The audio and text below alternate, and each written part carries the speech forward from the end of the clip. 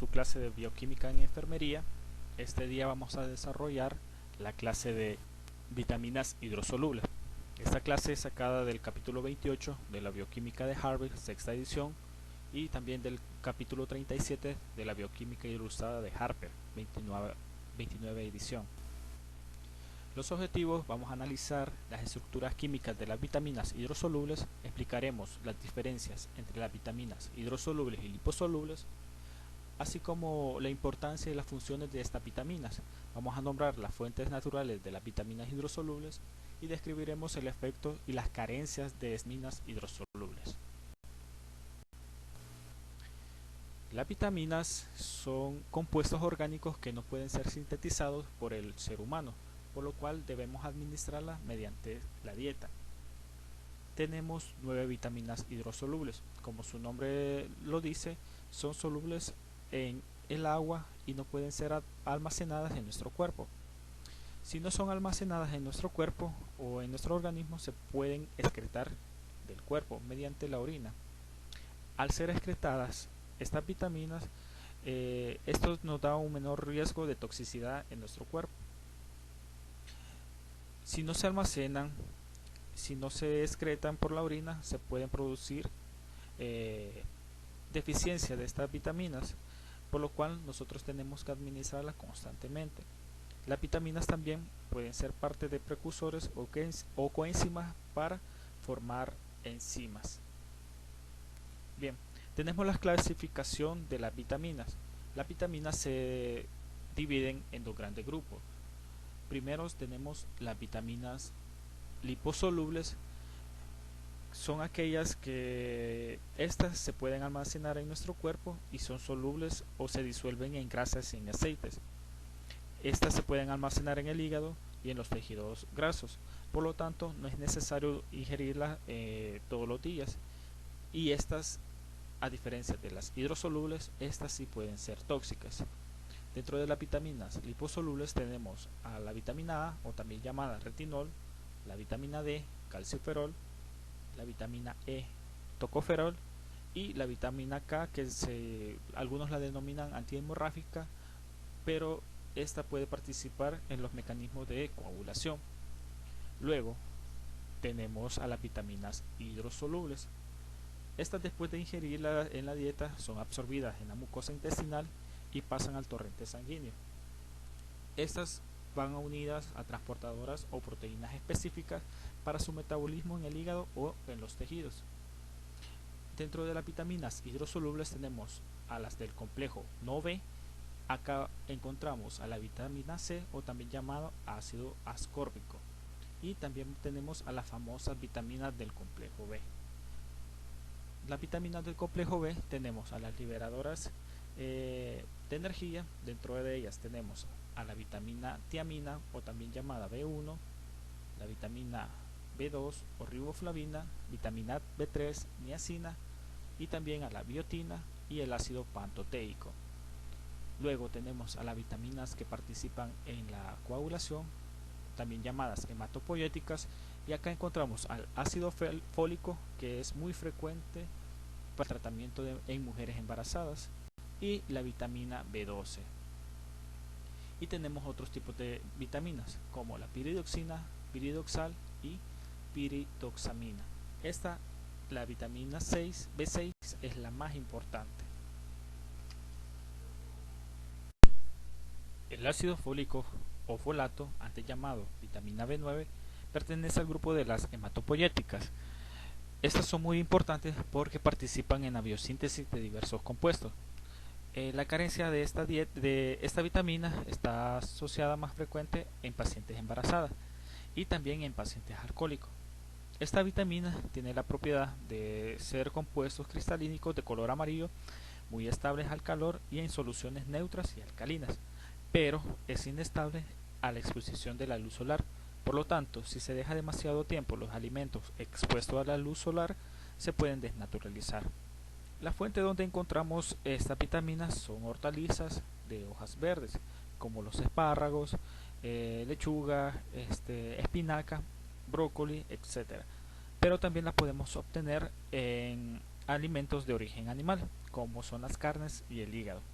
La función de esta vitamina es muy importante porque la forma activa de esta vitamina es el ácido tetrahidrofólico, que va a recibir los dos carbonos de las enzimas para participar en la síntesis de aminoácidos y de pirimidinas, que se encuentra en la síntesis del ADN.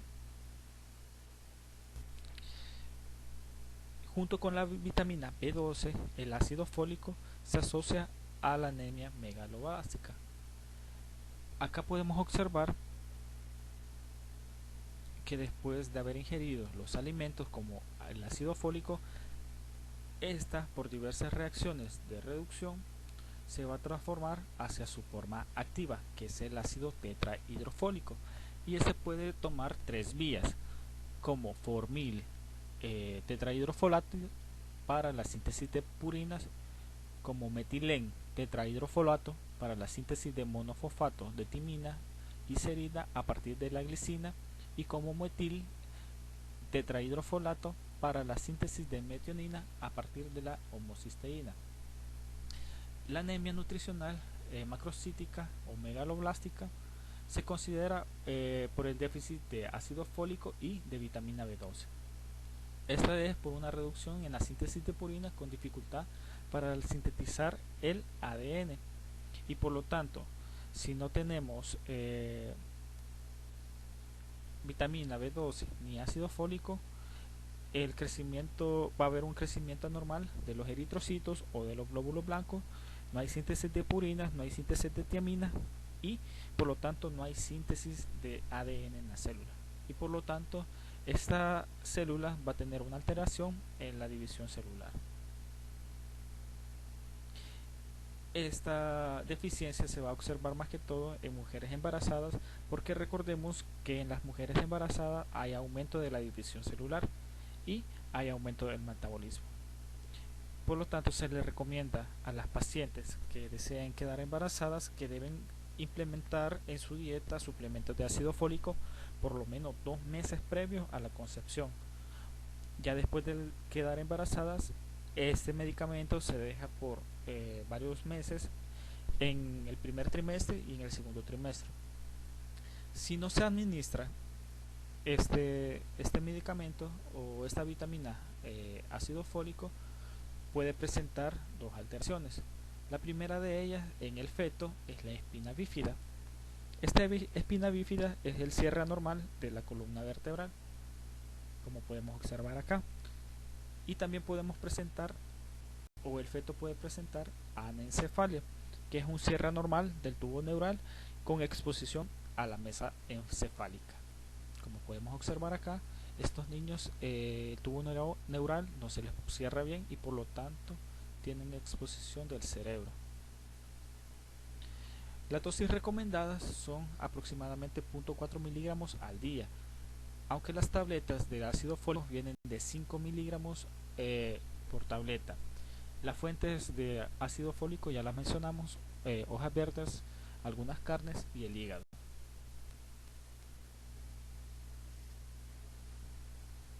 La vitamina B12 o cobalamina pertenece al grupo de las hematopoyéticas. Nuestro cuerpo necesita esta vitamina para dos reacciones enzimáticas. La primera de ellas es la remetilación de la homocisteína a la metionina. Esta me va a servir para la degradación de aminoácidos, y la otra es la isomerización de la metil malonil-CoA para la degradación de ácido graso. La carencia de esta vitamina hace que se acumulen ácidos grasos en mis neuronas, y esto va a explicar las manifestaciones neurológicas por la deficiencia de esta vitamina. La distribución, esta vitamina tiene la característica de que no se encuentra en verduras. Esta se va a encontrar únicamente por los microorganismos, o sea, los animales. Los animales la van a obtener preferentemente de su flora bacteriana o de los alimentos procesados de otros animales. Las fuentes son huevos, pescado, carne, salmón, algunos mariscos, carne, hígado, incluso algunos productos lácteos. ¿Cuáles son las indicaciones? Las indicaciones para el tratamiento con vitamina B12 son bien raros. Recordemos que esta vitamina esta sí se puede almacenar en cantidades significativas en nuestro cuerpo humano. Aproximadamente se puede almacenar de 2 miligramos a 5 miligramos, por lo que sus efectos son raros. Se va a evidenciar cuando hay alteración en el aporte de la vitamina o cuando hay una alteración en los mecanismos de absorción. La vitamina B12, recordemos que va unida con los alimentos. Esta, al ser ingerida, cuando hace contacto con la mucosa gástrica o con los jugos gástricos, esta se divide y queda como vitamina B12 libre. Luego, esta vitamina B12 se une a una glucoproteína transportadora, en este caso es la proteína R, que va a llevar a la vitamina B12 hacia la primera porción del intestino delgado, o sea, el duodeno. Acá hace contacto con enzimas pancreáticas que van a liberar la vitamina B12 de la proteína transportadora, pero a la misma vez va a hacer que esta B12 se una a otra proteína transportadora. En este caso es el factor intrínseco. Este factor intrínseco es sintetizado en la mucosa gástrica. El factor intrínseco, al unirse con la vitamina B12, transporta esta vitamina hacia el hilio. En el hilio hace contacto con los receptores específicos en la mucosa y es absorbida de la luz intestinal hacia la célula. Y luego esta pasa, la B12, hacia el torrente sanguíneo. En el torrente sanguíneo, esta célula se va a unir a otras proteínas transportadoras, en este caso la transcobalamina, y la va a mandar hacia el hígado. En el hígado es capturada y almacenada y es metabolizada. El hígado también puede sintetizar esta vitamina y también la puede excretar por vía biliar. Y recordemos que la vía biliar va a drenar en la segunda porción del duodeno. Por lo tanto, esta vitamina también se puede volver a reabsorber. ¿Qué pasa en anemia perniciosa? En anemia perniciosa hay una destrucción de las células parietales por una alteración autoinmune. Entonces hay una alteración para sintetizar el factor intrínseco. Esta patología se observa más frecuente se observa en pacientes ancianos, porque los pacientes ancianos no pueden sintetizar o no pueden secretar demasiado ácido gástrico. Y también se puede observar en pacientes alcohólicos. Recordemos que los pacientes alcohólicos, al ingerir alcohol, dañan la mucosa y esta no puede producir el factor intrínseco. Por lo tanto, no se puede absorber la vitamina B12. ¿Qué pasa cuando hay destrucción de estas células? Puede haber una anemia macrocítica con también anomalías neuropsiquiátricas. ¿Por qué? Porque va a afectar al sistema nervioso central. Entonces, estos pacientes, si se han fijado, los pacientes alcohólicos andan todos temblorosos, andan sudorosos, con alteraciones mentales, pérdida de la conciencia, alteraciones en el habla, al caminar, etc. La vitamina C, esta pertenece al no complejo B. La forma activa de esta vitamina, o como nosotros la giremos, es el ascorbato. Esta es una coenzima que participa en reacciones de hidroxilación de los residuos de prolilo y lisilo del colágeno. Las funciones principales es como un agente reductor en varias reacciones químicas, manteniendo el tejido conjuntivo normal y participando activamente en la cicatrización de las heridas, además de facilitar la absorción de hierro a nivel intestinal. La carencia de vitamina C produce escorbuto. El escorbuto es un proceso inflamatorio con dolor en las encías, además de las pérdidas de las piezas dentarias. Además, podemos observar que hay fragilidad capilar y esta fragilidad capilar puede producir hemorragia. Además, puede producir edemas en las extremidades, como son las articulaciones, y puede producir dolor, cambios de la pigmentación, además de calor. Esta puede presentar también fatiga y anemia microcítica por deficiencia de la absorción de hierro. Además, puede haber problemas en la hidroxilación del colágeno, por lo tanto puede producir daño en el tejido conjuntivo. Esta vitamina también se ha asociado a una disminución en la incidencia de enfermedades crónicas, como el cáncer y las patologías coronarias, porque la vitamina C pertenece al grupo de vitaminas donde se encuentra la vitamina E y el betacaroteno, y estas se consideran como antioxidantes y como vitaminas que pueden prevenir estas patologías. ¿Cuáles son las fuentes donde puedo obtener la vitamina C? Todos las conocemos, los frutos cítricos, limón, naranja, etcétera. La piridoxina o vitamina B6, esta es un derivado de las piridinas. Es un término colectivo para la piridoxina, el piridoxal y la piridoxamina. La piridoxina la podemos obtener a partir de plantas. El piridoxal y la piridoxamina, esta la podemos adquirir en alimentos obtenidos de animales. Estas necesitan ser fosforilizadas a su forma activa, que es el fosfato de piridoxal. Es de mayor importancia biológica porque esta participa en el metabolismo de aminoácidos y ciertos carbohidratos y ácidos grasos, pero más que todo en aminoácidos. La absorción de la piridoxina, esta se va a ingerir en su forma natural como piridoxina. Se absorbe en el intestino y en el hígado va a formar al piridoxal fosfato. Esta se va a transportar por la albúmina hacia los tejidos y se va a almacenar en mayor proporción en el músculo estriado, aproximadamente en un 80%, porque recordemos que el músculo necesita aminoácidos para la producción de energía. También participa en la fosforilación del glucógeno y el exceso de esta vitamina se va a eliminar por vía renal.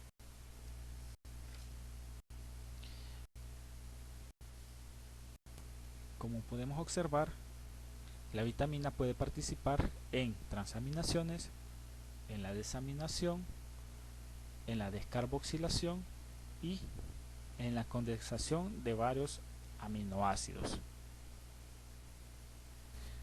La deficiencia de esta vitamina está asociada también a una deficiencia de riboflavina. Se ha observado que los recién nacidos que son alimentados con fórmula, estos presentan sintomatología porque la fórmula no está compuesta o no tiene suficiente riboflavina ni piridoxina. También se ha observado déficit en mujeres que están planificando con anticonceptivos orales y pacientes alcohólicos. También en los pacientes que son tratados por tuberculosis con isoniazida, este tratamiento va a bloquear o inactivar a la piridoxina fosfato. En comparación con otras vitaminas, esta vitamina puede producir toxicidad.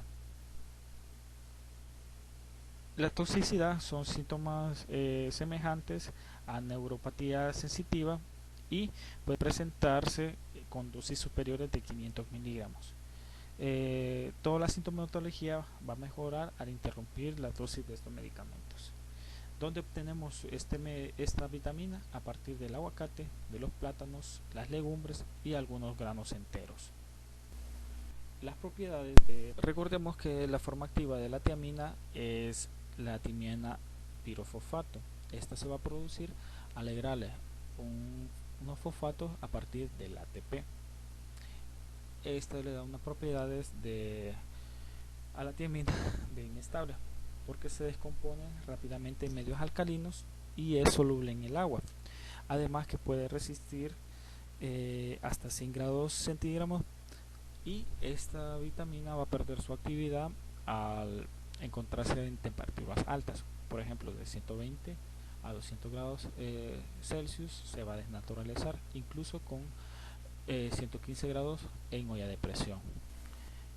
Las funciones de la tiamina me van a intervenir en el mecanismo de oxidación de los carbohidratos, en la descarboxilación del piruvato, en el metabolismo energético de la mayoría de las células para producir ATP, además de participar en la síntesis de ribonucleóticos de alta energía como el adenosin trifosfato y el guanosin trifosfato. Aparte de eso, interviene también en la síntesis de ácidos nucleicos como el ADN y el ARN. La deficiencia de tiamina se observa más que todo en los países donde el principal aporte nutricional es el arroz refinado. Se pueden presentar dos síntomas. El primero de ellos es el beriberi. Se clasifica en tres: el húmedo, el seco y el infantil. El beriberi húmedo es la forma cardíaca. Aquí podemos observar alteraciones en las cámaras cardíacas derecha. Podemos observar que hay un reflujo y por lo tanto síntomas de insuficiencia cardíaca derecha, como edemas, ingurgitación y cardiomegalia. El beriberi seco es la forma neurológica. Esta más que todo se ve en pacientes adultos y causa una neuritis periférica. Podemos observar acá que puede afectar tanto al sistema motor como al sistema sensorial. Puede haber pérdida de la masa muscular, también puede haber parálisis y parestesias. Además se puede manifestar con alteraciones de los reflejos osteotendinosos. El beriberi infantil es una deficiencia nutricional que puede atacar más que todo a los niños menores de 6 meses lactantes, y esta se ve porque las madres tienen deficiencia de esta vitamina y no la pueden transmitir en la lactancia materna. Estos niños pueden alterarse por problemas cardíacos. El el síndrome de Wernicke-Korsakoff, este más que todo se ve en pacientes que son alcohólicos crónicos. Recordemos que estos pacientes alcohólicos crónicos pueden alimentar bien, por lo tanto tienen una mala absorción, y recordemos que el alcohol puede dañar la mucosa gástrica e intestinal, por lo tanto no se puede absorber adecuadamente esta vitamina. Estos pacientes pueden desarrollar alteraciones neurológicas como confusión, ataxia, que es alteración a la marcha, alteraciones de los reflejos osteotendinosos. También puede haber cefalea, nistagmos, que son alteraciones de los movimientos oculares, también encefalopatías y pérdida de la memoria con alucinaciones. ¿Cuáles son las fuentes de esta vitamina? Las fuentes son los cereales enriquecidos con esta vitamina, las lentejas, los frutos secos como el maní y las nueces, y las carnes y los lácteos. La riboflavina o vitamina B2 pertenece también al complejo B, liberadora de energía. Esta tiene propiedades de ser una sustancia de color amarilla y proviene de la palabra flavin, que en latín significa amarillo. Esta tiene la característica de ser menos soluble en el agua, pero más resistente al calor. Además, es más sensible a la luz solar. Ejemplo de ello tenemos a la leche, que es rica en riboflavina, pero si dejamos la leche expuesta a la luz solar, esta puede perder grandes cantidades de esa vitamina.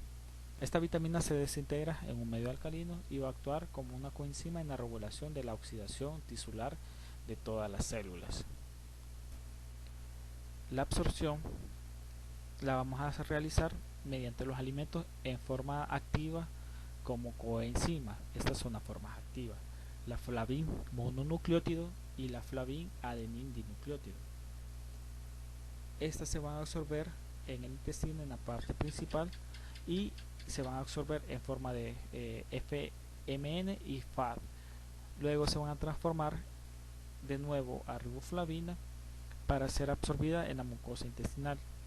Después van a pasar al torrente sanguíneo, donde parte de la vitamina va a pasar directamente al plasma y otra va a ser movilizada en el hígado a flavin mononucleótido. El metabolismo va a ser a nivel hepático. Se forman por la transferencia de residuos de monofosfato de adenosina del ATP. Si podemos observar acá, la riboflavina, por medio de un residuo de monofosfato, forma el mononucleótido de flavina, y este va a recibir otro monofosfato para formar el dinucleótido de flavina y adenina. El FMN y el FAD pueden participar también recibiendo dos átomos de hidrógeno, formando estos dos complejos en la cadena transportadora de electrones para la formación de energía.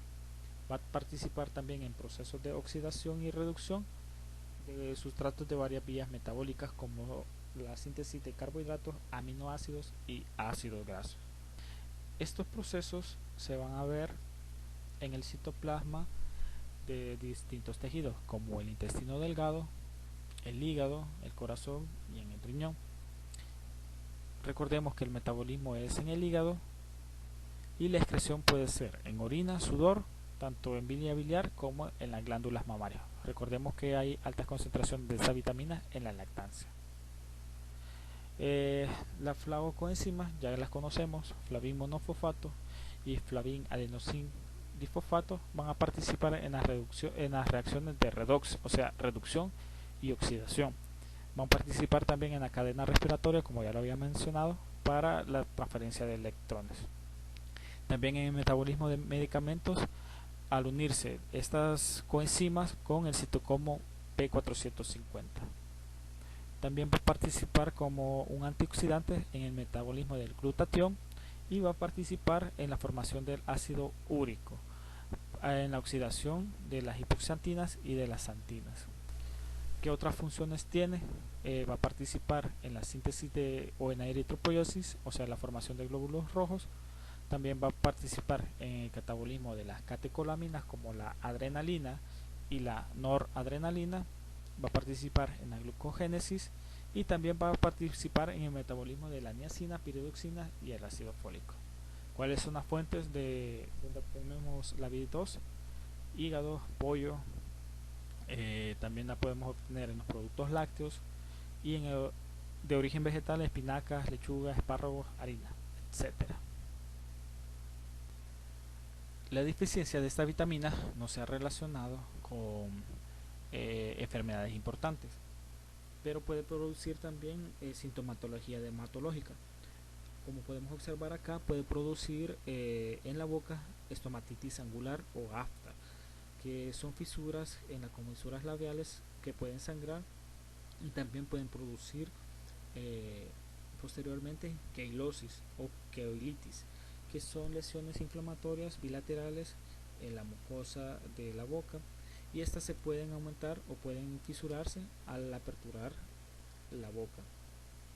También podemos observar que hay alteraciones de la mucosa, más que todo hay alteración de la lengua, puede causar una glositis, que es inflamación de la lengua, con un aspecto liso y un color oscuro. Si sigue progresando puede causar alteraciones a nivel de faringe. También podemos observar que puede causar una dermatitis seborreica, a nivel del escroto y en la vulva en pacientes femeninas. La vitamina B3, o también llamada niacina, pertenece al complejo de la vitamina B liberadora de energía. Esta deriva de la piridina y pues se presentan en dos formas, como ácido nicotínico y nicotinamina. Las formas activas de estas son el NAD, dinucleótido de nicotinamina y adenina, y el dinucleótido fosfato, por eso la P, de nicotinamina y adenina. Esta tiene las características de ser una sustancia cristalínica solubles en el agua, muy estables en el aire, pero pierden su actividad también al triturar los alimentos, al cortarlos, incluso al licuarlos. La nicotinamina contiene un grupo amina en vez de un grupo carboxilo. Como podemos observar acá, tiene un grupo amino en vez del ácido nicotínico, que tiene un grupo carboxílico. Estas van a ser absorbidas en la mucosa intestinal y se van a transformar en ácido nicotínico y nicotinamina. Luego van a pasar en el plasma y van a ser transportados hacia los órganos, hacia distintos órganos como el cerebro, eritrocito, intestinos, riñón e hígado. ¿Cuáles van a ser las funciones de esta vitamina? Van a actuar en reacciones de oxidación y reducción y la transferencia de electrones en la cadena transportadora de electrones. Más que todo van a degradar moléculas como carbohidratos, ácidos grasos, aminoácidos, incluso el alcohol, y van a reparar al ADN y, importante, van a movilizar el calcio de nuestras células. Recordemos que el calcio puede causar contracciones e incluso movilización de cierta sustancia. Esta también va a participar en el proceso de biosíntesis de anabolismo, oxidación de la glucosa 6-fosfato y la ribosa 5-fosfato en las vías de las pentonas para producir energía. La deficiencia de esta vitamina está asociada a la pelagra, o también llamada la enfermedad de las 3D, porque causa dermatitis, diarrea y demencia.